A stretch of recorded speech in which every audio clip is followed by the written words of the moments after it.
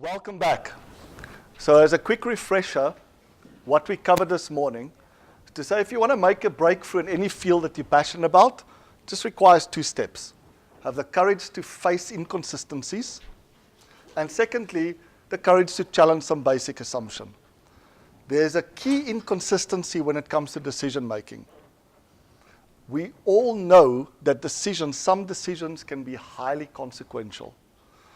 And we often spend a long time getting worried and stressed out by decision making.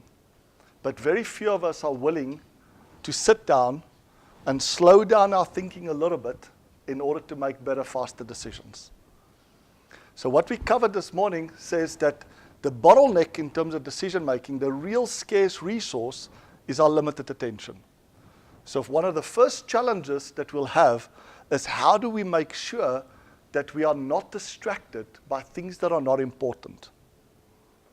That will be the first mistake that we're trying to prevent.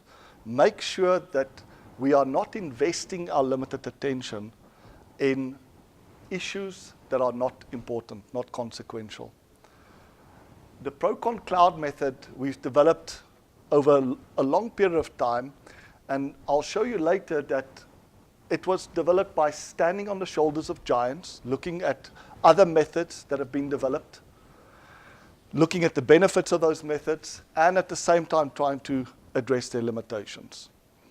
We also tested it rigorously, all the time trying to learn what works, what doesn't work, trying to discover that invisible simplicity that is hidden often, right? Because decision making visibly looks very complex. So what I'll show you now are these 5 steps of the ProConCloud. Each step has been designed to prevent a common mistake. So let's start off with step 1. It's called define your problem and why it's important. And this step has been specifically designed to prevent these 2 types of mistakes we make here. Either wasting your limited attention by dealing with unimportant things, stressing about things that actually you can do nothing about. Who of you watches news all the time? How much of the news that you're watching changes what you're going to be doing today or tomorrow or even a year from now? The research shows by far the majority of what you're taking in is not helpful. It's most likely harmful. It creates an impression that the world is a really, really bad place. Things are getting worse and worse and worse and worse. When in fact the real data, for those that are interested to read factfulness, shows that actually in most cases the world is getting a much better place.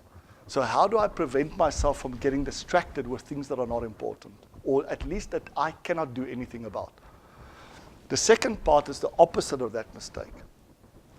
Because we are so distracted, because our attention is constantly getting spread thin, we don't have the attention to look at the things that really could be consequential. And what the step is trying to do is to say, what's the minimum steps I need to do to make sure I don't make this mistake? So here I am sitting there. I'm looking quite concerned because there's a lot of stuff happening around me. And I can look at these problems that I'm facing, things that's putting pressure on me to make a decision, as a kind of a dark cloud. Now, how do I know that this dark cloud is important? The first part is just a feeling thing. Does it feel like I've got this dark cloud that's following me around, right? And this dark cloud, even though we've given it a name of my problem or our problem, you'll see, could also be an opportunity, because sometimes opportunities follow us around. You have an opportunity to start your own business. When are you going to take it? You've been telling everybody that you are writing a book. When are you actually going to do it, right? So anything that's putting pressure on you to make a decision, a change in your life, can be something like a dark cloud. So all that step 1 does, it says, so tell me why this specific problem or opportunity that you're facing is bad for you or important for you if you don't resolve it. And then to look at the system impact, because this is the local impact it will have on you as an individual. Now let's look at the system impact. Why is it bad for others? people that you care about, maybe in your family or in your organization or society at large. And once you've answered those questions, it will then ask you to stand back to say, okay, your bottleneck is your limited attention. Is this important enough for you to invest a couple of hours in? Right? And you'll see that the app has got a little virtual advisor called Harmony. And she's very friendly but quite stern. She wants to make sure that after every step, you are gaining insights, right? We want to make sure that every step we follow, we've gained an insight, or at least confirmed what we suspected. So she'll ask you, before you go to step 2, or if this was a game, before you can make it to level 2, is this really important enough for you? Right? And you will be asked to click yes or no. If you say no, now that I think about it, there's an opportunity cost here to paying attention to this thing. What's the opportunity cost? I'm not paying attention to other things. So it's not asking, is this the most important thing in your life or in your business? Because how the heck would we define that? That by itself would be another way of procrastinating, right? It's just saying, is it important enough that you could easily justify spending a couple of hours of your limited attention on it? Does it make sense? That's step 1, that's all it involves. So literally in the app, you're going to be asked to give this decision or problem that you're facing a name. It's going to ask, so what is this problem or decision that you're facing that feels like a little bit of a dark cloud that hangs over you? And you'll describe it in free text, right? I've been given this opportunity to take a new job. Or actually, I feel a little bit overweight at the moment. Or I just don't have the energy. Or there's some health issue that has been hanging over me that I've not addressed yet. Right? Then it will ask you, so why is it bad for you if you don't do it? If you don't address this, if you don't deal with this? And why is it bad for others? And then do the check to see, is it really important enough to go to step 2? Step 2 is called defining your and their conflicts. Now, it's a little bit more complicated than step 1, but the simplicity comes in, what are we trying to prevent here? What mistake? The mistake is that if we have a problem or opportunity, the first mistake is we jump to a solution. The other mistake we can make is we jump to blaming somebody. None of those are particularly useful.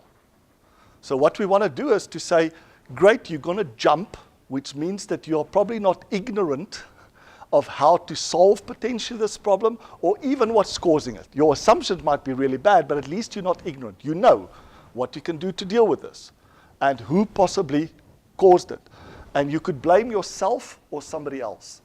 So there's 2 parts to this. It's called step 2A and step 2B. Step 2B will be optional. It says, here I am. Still, now I'm really convinced that this is important enough to deal with. I validated it with these steps. And what I'm now going to do is to simply answer, if I'm facing this, what change do I feel pressure to make in my life or in my organization? I'm overweight. I feel pressure to go on a diet. Right? We've got low motivation. I feel pressure to give people the time off to go and do some team building.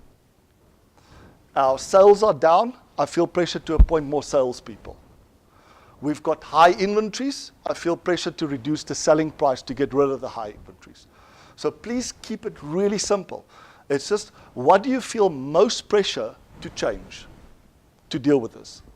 Right? And you need to check, can it really help this thing or not? Okay.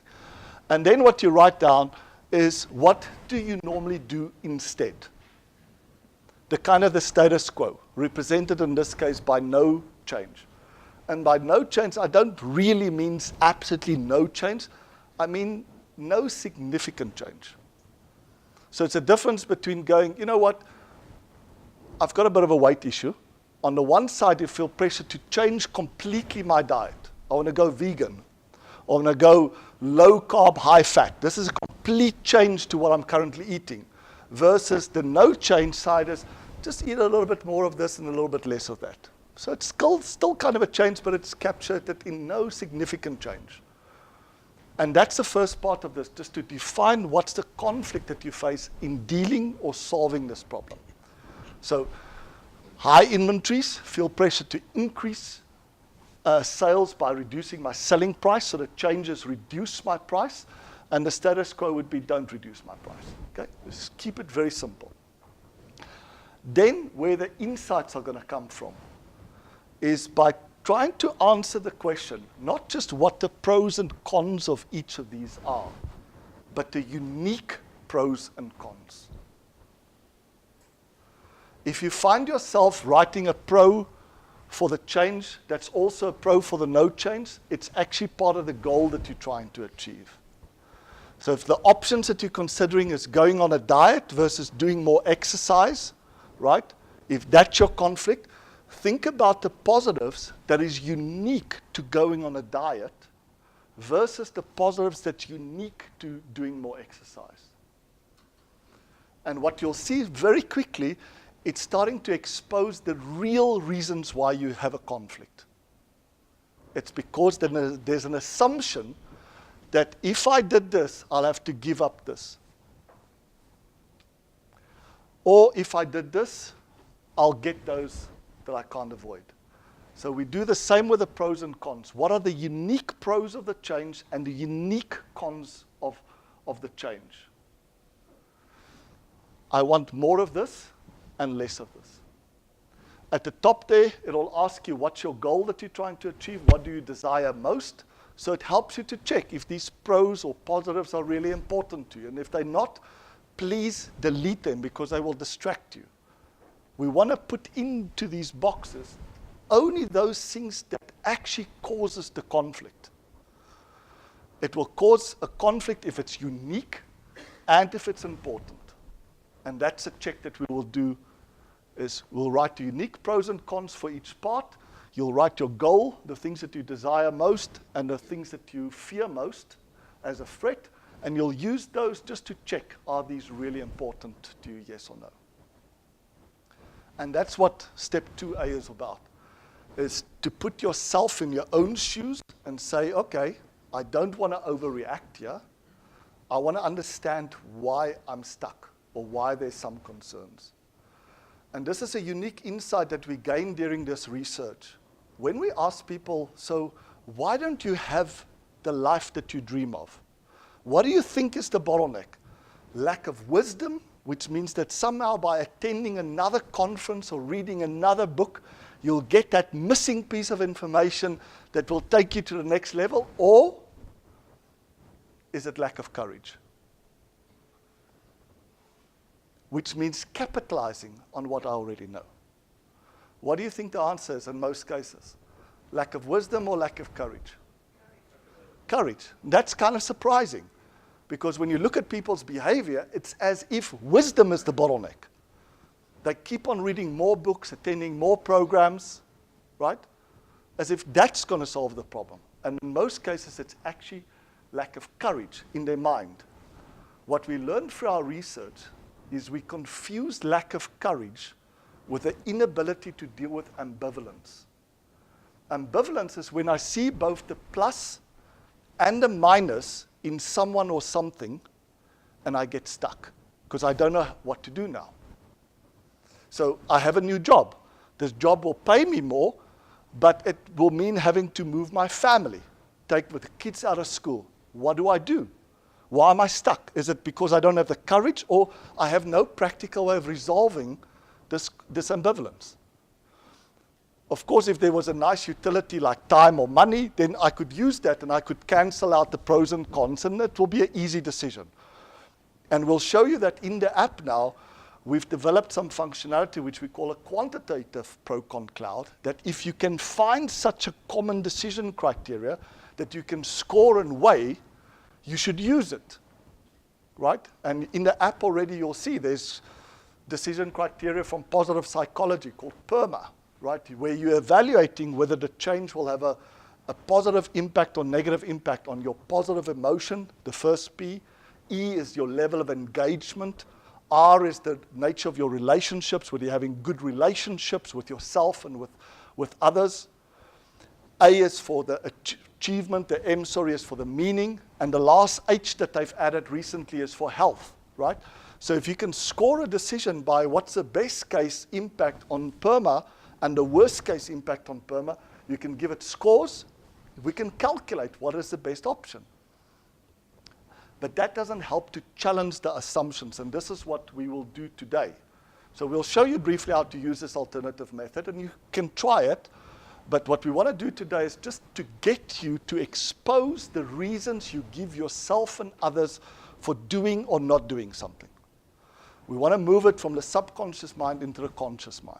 Once you've written it down, then you can check it to say, is this really true?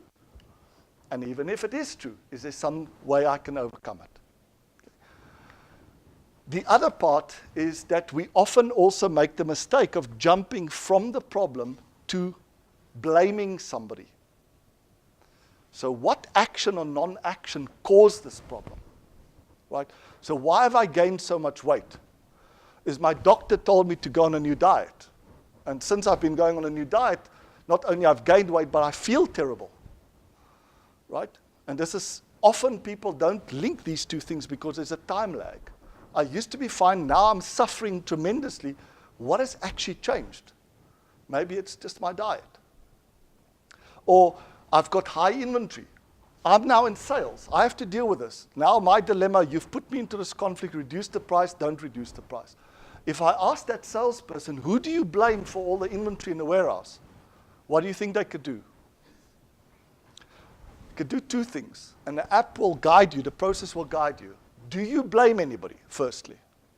Because it might be that you don't, right? You just say, this is a pattern, it just happened. It's no use to blaming somebody, I must just figure out how to deal with it. Or you can say, actually, to be honest, I do blame somebody, and I have two choices. I blame myself, or I blame somebody else. So the app will ask you, who do you blame, yourself or somebody else? And that's why we put there in inverted commas. The there could be the other part of you, the one that messed up, that got into the wrong relationship, the wrong job, didn't finish their medical degree, overreacted, whatever it was. And all that this will do is to say, now put yourself in their shoes. So you've written down what you think caused the problem. That represents the no change or the status quo. In hindsight, what should they have done that could have prevented the problem in the first place? So if there's high inventory here, maybe I blame myself and say, you know what, to be truthful, we probably gave a bit too optimistic forecast to the factory. And that's why we ended up with all this inventory. So what should I have done? Maybe be a bit more conservative on the forecast.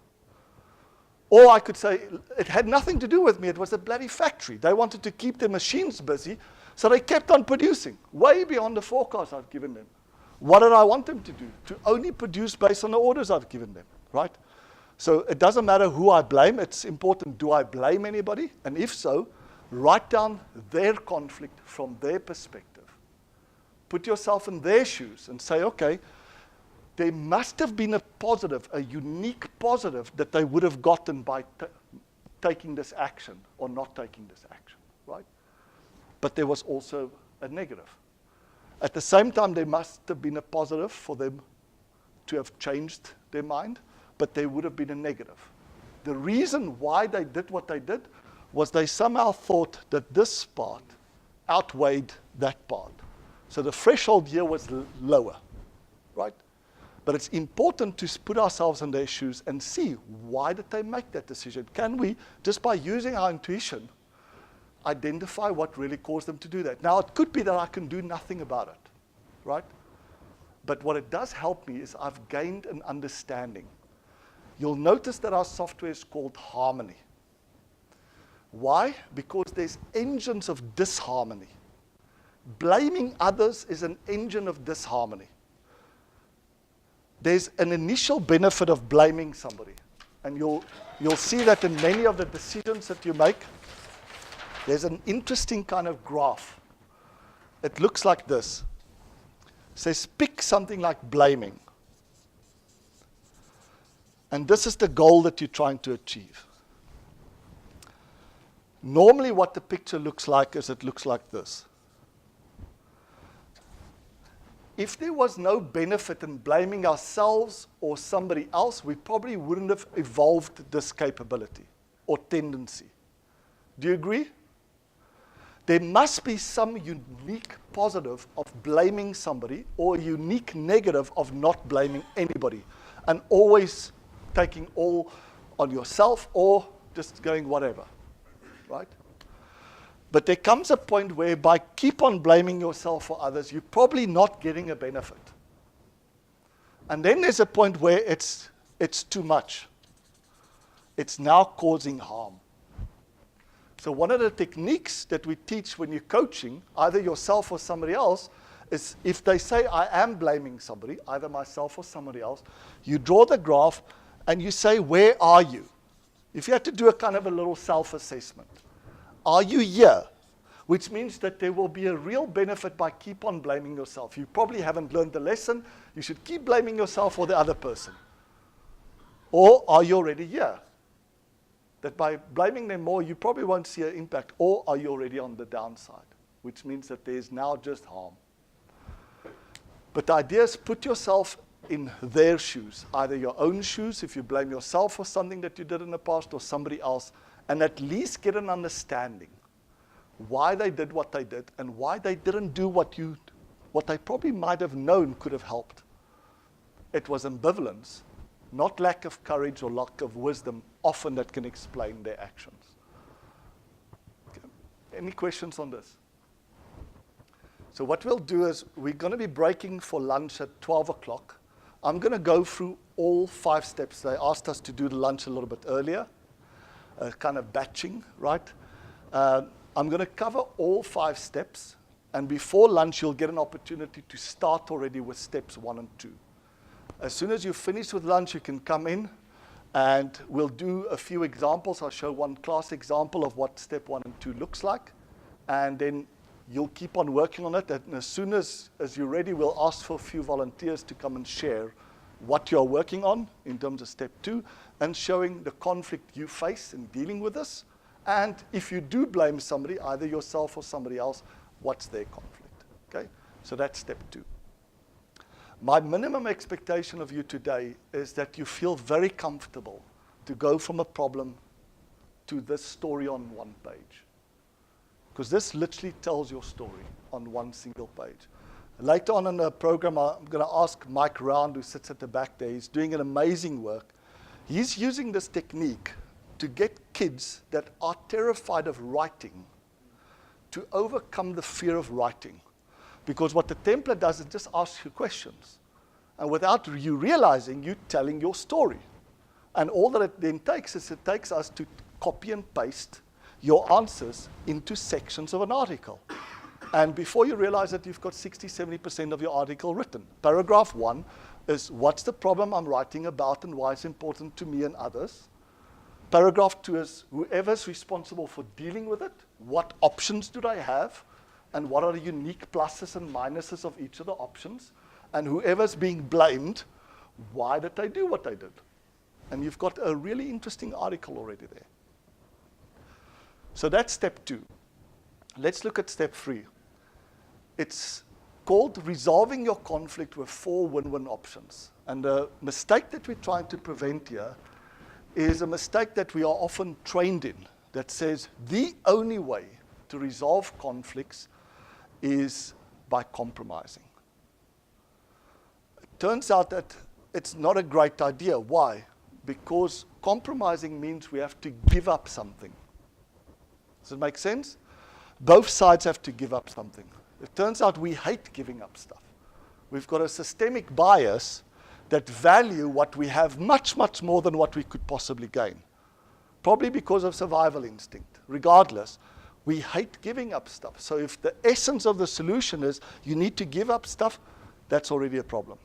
What we'd like to do with this method is to show you how you can also achieve a win-win, not by giving up something, but by adding something to your idea.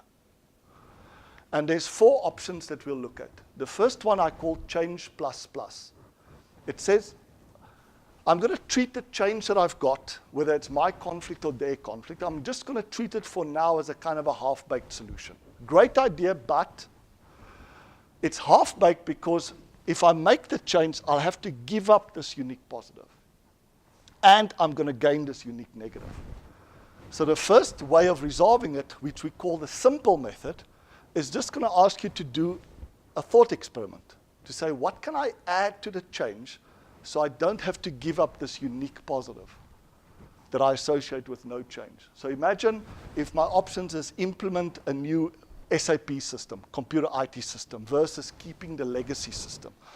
The reason I have a conflict is because I think that there are unique positives of implementing the new system, which I won't get if I keep using my legacy system, but there's also positives that I'll have to give up if I switch. So all this does is it says, let's go for the new IT system. What can we add so that we don't have to give up this unique positive that we associate with only the legacy system? And secondly, what's the unique negative of implementing this new negative? Maybe it will take a lot of time and effort and money, or there's a risk of it not working. So what can I add to my idea to mitigate those costs or efforts or risks? And those two additions is what the two pluses mean in terms of change plus plus. So that's option one that we're going to ask you to look at. It's an option that you didn't consider before. Previously, we only considered two options: change, don't change. Option two says if you want to be really objective, you have to also look at the other side. So now treat your status quo as a kind of a half-baked idea. The only reason why that's not viable is because if we don't make a change, we'll have to give up on this. And we won't get rid of the frustrations that we're currently experiencing. So again, what can I add so I don't have to give up those positives associated with a new change, and that I can get at the frustrations, the negative related to the current change? So again, just a simple thing, what can I add? We'll show you when we get to step 3 that there's a more advanced method, which will go a little bit deeper, that will ask you what's the assumption behind that, how do you challenge that assumption, and how to actually practically do it. Option number 3 says you can also resolve this conflict by just coming up with a new rule that says when should I change and when not. So look for the condition that you're waiting for. That's kind of like that threshold, right? Like, what are you waiting for to change your job, or to get out of an abusive relationship, or to start exercising? What exactly, how bad must it get? Because you can get rid of the disharmony by just being very honest with yourself and others to say, as long as the following is true, I won't change. As soon as this happens, there's no more, then I will change. So this option just helps me to clarify clearly that rule, another way of resolving the conflict with a plus. I'm saying I can do this and that. The only difference is what's the condition. Okay? I can't do this and that as long as I don't have enough capacity. So as long as I don't have enough salespeople, I should keep focusing on existing customers. As soon as I have the budget to add more salespeople, I can then start going to more customers out. So it's called when plus when not. What's the condition that you're waiting for? So we can make it a rule very clear, and we can announce it to everybody. That's a way of restoring harmony. And the last one is a kind of a fun one. It's thinking out of the box. It just says, now that you're very clear about what you really want to retain and gain, and what you really don't want to retain and gain, what other change could you make that has nothing to do with changing your IT system or reducing prices or doing more exercise, but can give you more of the pros and less of the cons that you're currently experiencing? And we call that another change. For example, let's outsource the whole of IT, right? Then I don't have to decide which system to use. That's another change, okay? Conceptually, sometimes difficult to get, but fun to try. And what we'll do at the end of step 3 is that it's then going to say, now you have 4 options that you previously didn't consider. Each one of them practically with a bigger win than what you have now, right? More pros, less cons than choosing either the change or the not change by themselves. You have to pick one. The decision is not permanent. So don't procrastinate making a PhD out of how to pick one. Just look at it and go, which one do you feel will give me the most pros and the least cons for both myself and the people that I care about? Which has the biggest upside if it works and the smallest downside if it doesn't? Is a really good decision criteria to use here at the end of step 3. And then it says, once I've got one, does it now mean that I've got results? No, I've just made a breakthrough. I haven't done anything yet. So the next step we call yes but planning. And it capitalizes on our natural talent and inclination to, as soon as we hear about a new idea, whether we came up with it or somebody else, to think about all the reasons why we shouldn't do it. We call these yes buts. Yes, I like the idea, but it's either not sufficient to be a win for everybody. So why is it not sufficient, and what do I need to add to make it sufficient? I like the idea, but it has some negatives. If I do a perfect implementation of this, what could happen? If you think about that, imagine your breakthrough idea was coming up with a unique, decisive competitive edge that will get customers to willingly pay more or buy more, right? Is there a downside of them paying more? So if that's your idea, is we're going to get customers to pay more for our product, what is a potential negative of that breakthrough? Because remember the finances? We've checked that there's a huge leverage, right? For every 1% I can get them to pay more, I'm making 20% more money. That's huge leverage, 1 to 20, right? So I don't need a big increase to get a lot of more profit. But what is the downside of increasing my price? Yes, Adi?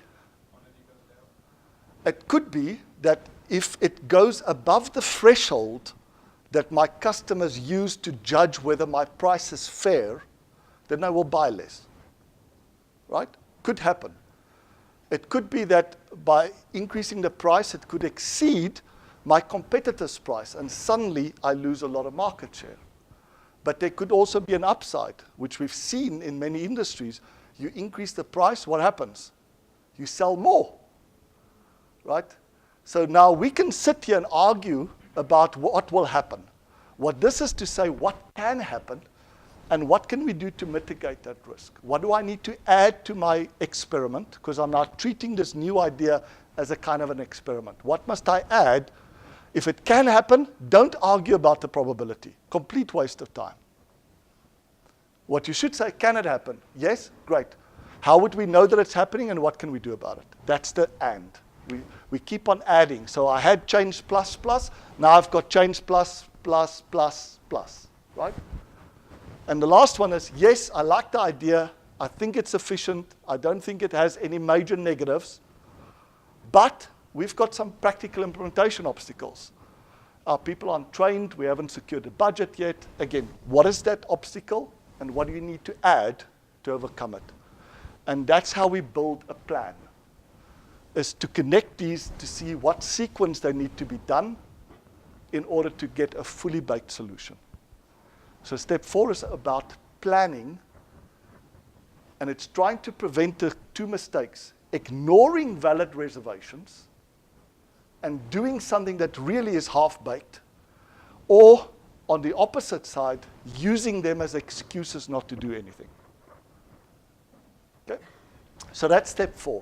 It's a really fast process, you'll see, because by this time you have a pretty good idea of what it is that you need to do, change plus plus.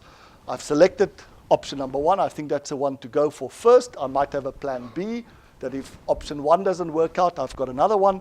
And it's literally just, guys, what's your yes buts? This is the time to contribute, right?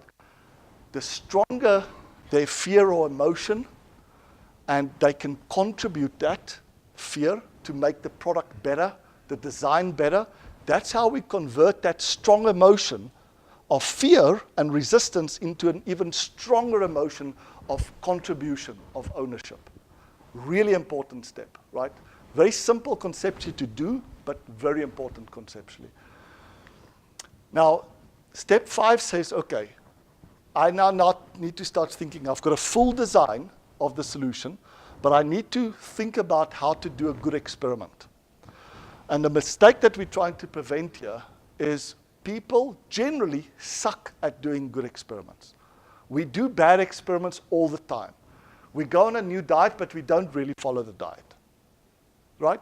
And then you don't get the result, and you'll never know why. Was it because I didn't fully comply, or was it because the diet didn't work for my body?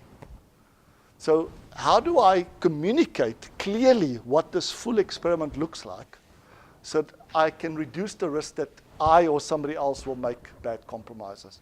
And the good news here is the app will automatically summarize your full analysis for you. So it will say, why are we doing this? Whatever you've written as step 1, it would automatically copy and paste into that box. What are we doing it for? What's the objective? And it will automatically copy and paste the pros we want to gain and retain and the cons we don't want to gain and retain into that box. That's the objective of the change. And then the last part is the how part. It will automatically copy and paste your original solution plus all the pluses that you've added. And then if you're interested, if you open it up, it can show you all the assumptions that you challenged in the process. That's less important. It's more important to get, this is a project charter. So if I'm communicating this to myself or to others, I now have a very simple charter to communicate it to. And then, of course, the final step, and sometimes the most difficult, is now to just have the courage to just do it, right? So we've done all the checks. And here's an insight that I've gained, is that up to step 5, it follows a motto that says, always check your assumptions before you act. Especially if it's possible to check the key assumptions that could really make a difference in a couple of hours, right? So always check your assumptions before you act. In step 1, is this really important enough? In step 2, do I understand why I haven't done anything about it or why this happened before? In step 3, that there's actually alternative ways of getting more pros and less cons that I previously didn't consider. Step 4, using all the yes buts as a way of enhancing that solution. And step 5, making sure I do a good experiment. So always check your assumptions before you act, unless, and there's always an unless, acting is the only way of checking. We can sit in this room arguing about whether increasing the price will reduce sales or increase sales. Or we can just design an experiment and check it, right? And that's what the final step is just do it. And what the app will allow you to do is to monitor your progress.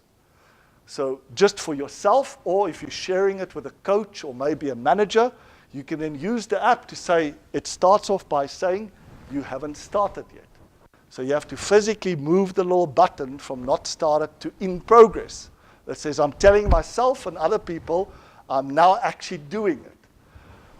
F means it's frozen, which can be that you've caught yourself multitasking, right? And that you realize this is not the most important thing I should be doing in. I should rather finish the other stuff, focus on this once I've got the attention. So there's an opportunity to freeze it. And that's important for coaches and managers, because as I keep on asking, what's your progress? Right? It's useful to know that actually you've stopped working on it completely for a very good reason. But unless you tell me, I'll keep on asking you, like, what's your progress? And then you'll make up progress, right? So the last 2 bubbles is completed, means I've taken all the actions, I've implemented all the pluses. So I've completed my tactics. But I haven't yet achieved the outcomes. The what for, the win-win, or the strategy. So once I've moved it there, it's done. Right? So it's a very simple way that you can then monitor the progress for yourself or for those that I've shared it with you. And that's really what the 6 steps are. So as a summary of this, imagine this is you. There's some dark cloud hanging over you. It could be a problem, an issue, an opportunity. Whatever you call it doesn't really matter. What does matter is it's putting pressure on you to make it change. Please pick an example that's putting pressure on you or your team to make a change. It's much easier to solve other people's problems. Don't be tempted. There's a reason why, if you get on an aircraft, what does it tell you about the oxygen? Even with your own kids, right? It says, first put the oxygen on your own mask. You think this is such a good method? Try it yourself first, on your own thing that you have strong emotions about. Once you've done it and you see that it can generate insights, not at the end, but at every step in the process, then, by all means, use it to help other people, train other people to use it. But first, try it on yourself and pick a real issue. Don't pick an issue that's unimportant, right? So once you've validated that, you say it's important enough, then you're going to look at my conflict. And as I mentioned, the key things here is to focus on the uniqueness. I feel pressure to make a change. At the same time, I feel pressure not to make a change or a significant change. What's a unique pros of this change that I won't get by doing this? And you'll see that there's a storyline that we used that Dr. Ellie Goldert created with a change matrix. It's very useful to remind us that actually there's 4 thresholds that we are applying here.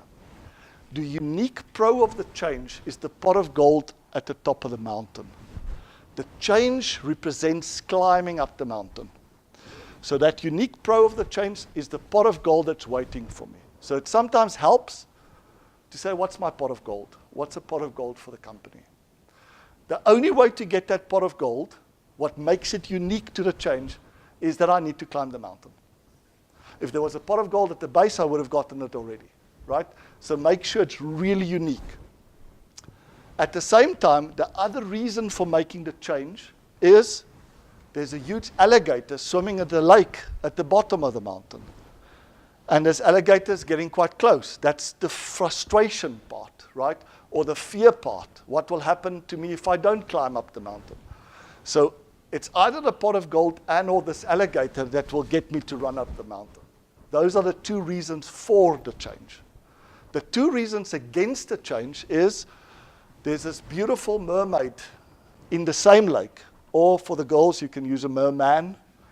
If you have an issue with mermans and mermaids, then you can think about the fish in the lake that you might have to leave behind, and it's scary because as you climb up the mountain, you won't have food. So you just pick the example. I pay respect to the person that introduced this framework, so we use mermaids, but if it offends you, please use something else, right?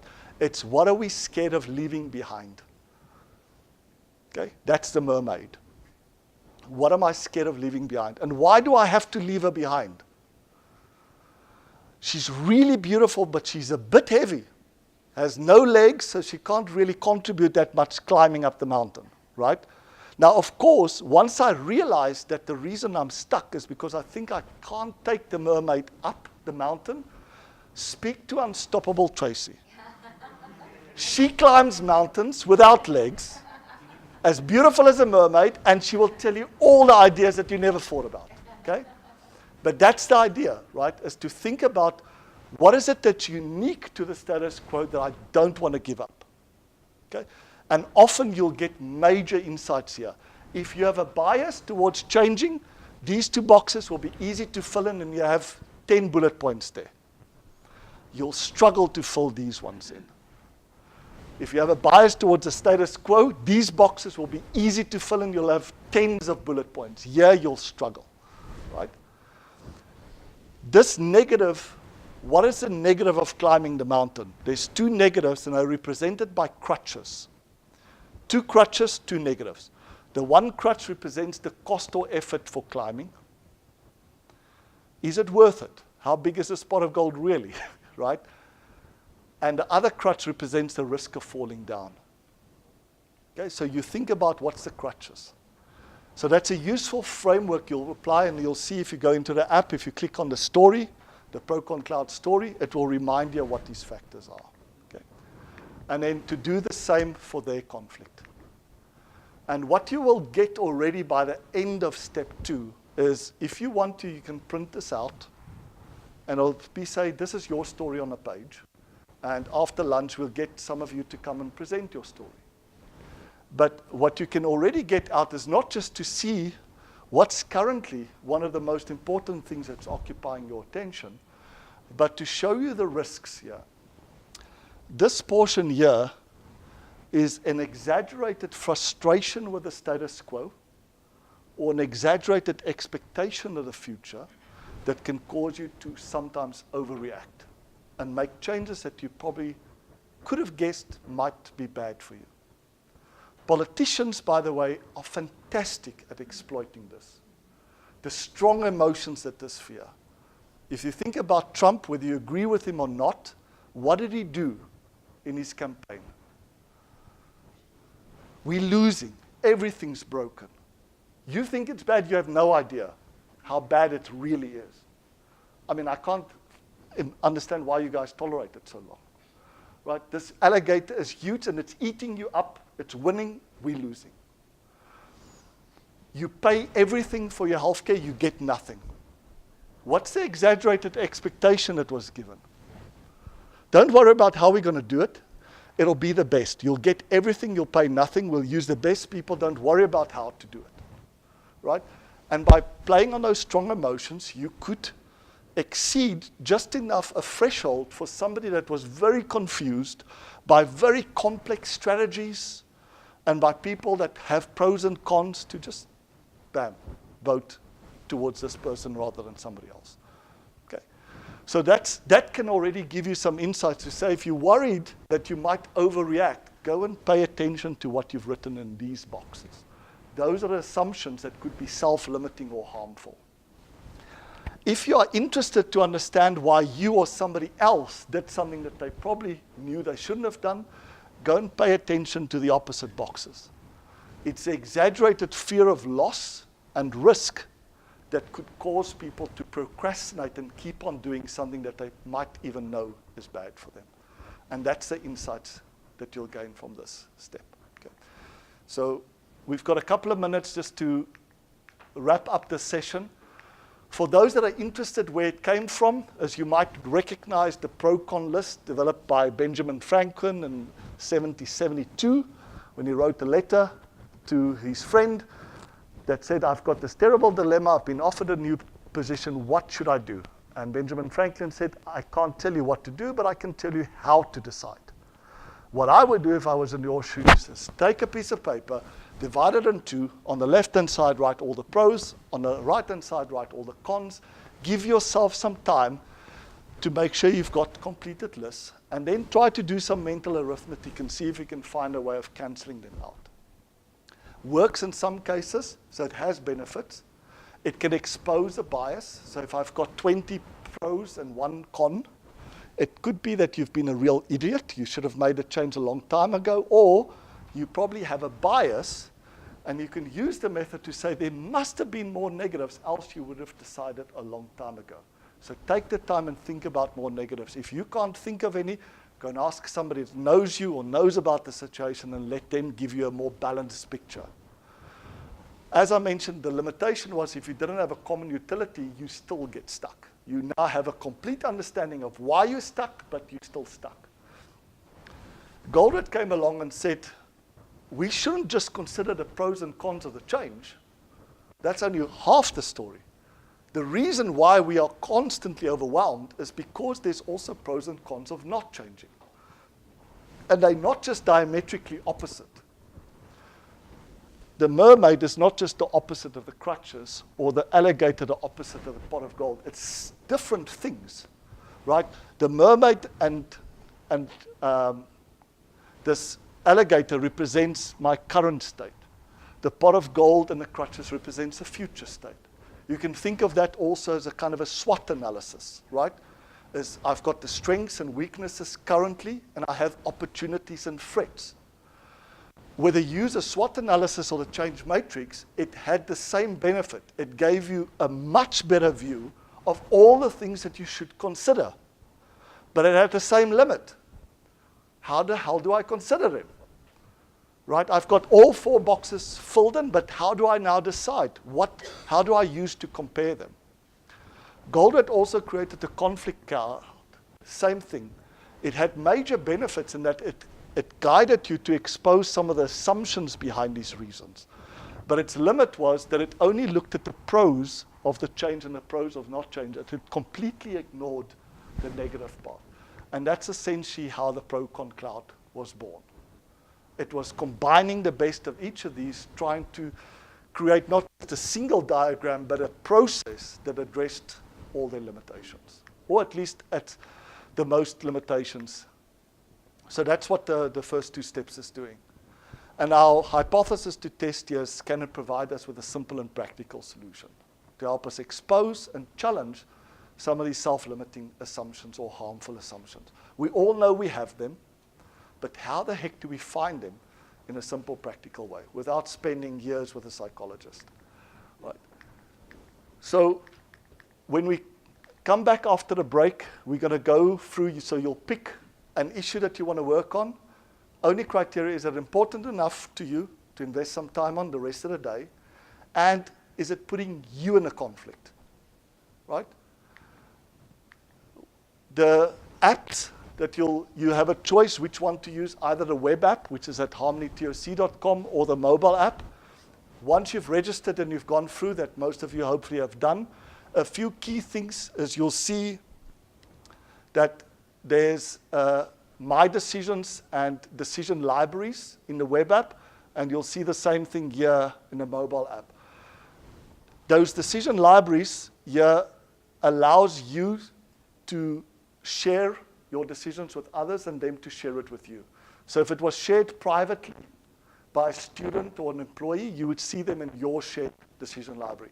If you shared it with them, they would see it in their shared library. And community, we shared it publicly. We can share it anonymously or with full credit. Our long-term vision app is that we can make better, faster decisions together, that we can learn from each other. I should be able to do a search here and see, I want to see who else is dealing with a weight issue, who else is dealing with a problem with a boss or naughty child or a mother-in-law, right? And it should give me a list, and I can choose to follow them. And I can then see progress being made. So you'll see here, there's an opportunity to view it like this in the web app as well as in the decision-making app.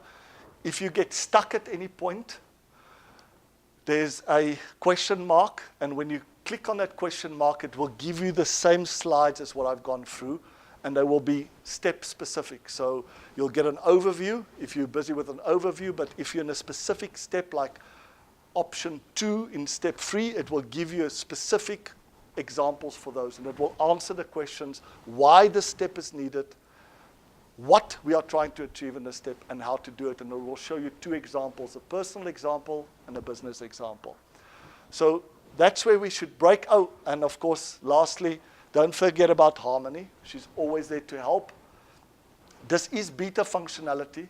So literally the apps went live yesterday with this new functionality, and also this quantitative ProConCloud that I'll show you during one of the breaks just before break later on. But if you click on Harmony, she should be able to give you advice, and you will have a choice to either enter your text in a complete messaging user interface, which what we've seen is the kids really like it. It's like for them it's just answering questions. Some people prefer to answer the questions in this graphical user interface. So when it opens up, by double-clicking on it or by touching it, it will open up, it will give you the question, you will simply answer the question. Clicking on next will guide you through each of the steps.